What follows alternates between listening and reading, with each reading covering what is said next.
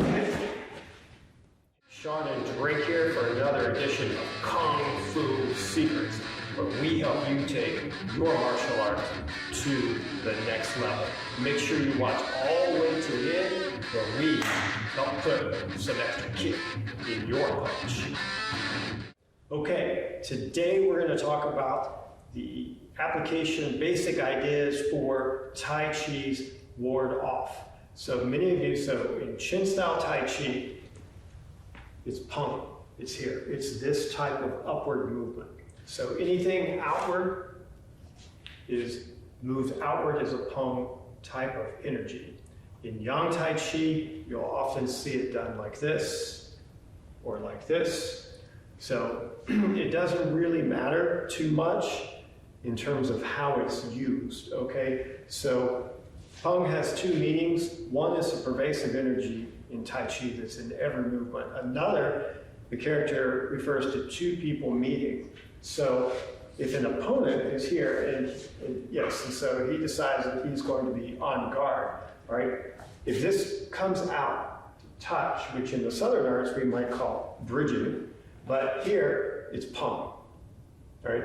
So he reaches for me, Peng, right here. And then what? Strike, floating ribs. If this is open, if he doesn't raise the arm too much, here. Hey there, Shawn and Drake back again. You getting value out of the training?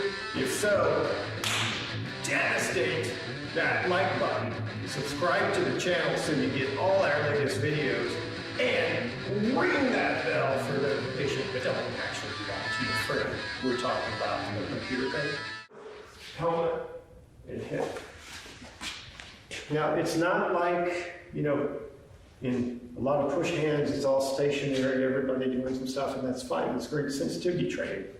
But in actual usage, you've got to move your foot. So if he were to step in to punch, right hook, out. So the Peng deflects. The Peng deflects here, hook.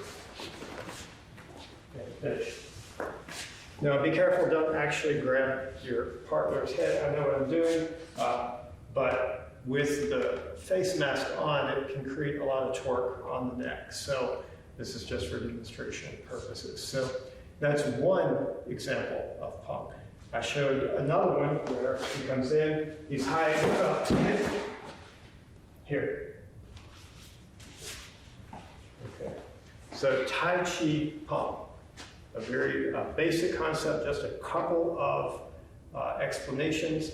And I know some of you might be thinking, well, why aren't you down super low? Well, that's for training, okay? No one walks around, if you walk around like that in real life, you probably have some issues.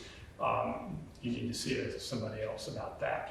But you've got to take this into your natural movement, okay? And the natural movement isn't there. That low type stance is only for training.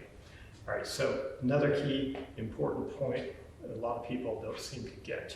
Anyway, if you have any questions or comments, drop them down below. Congratulations on making it to the end of the video.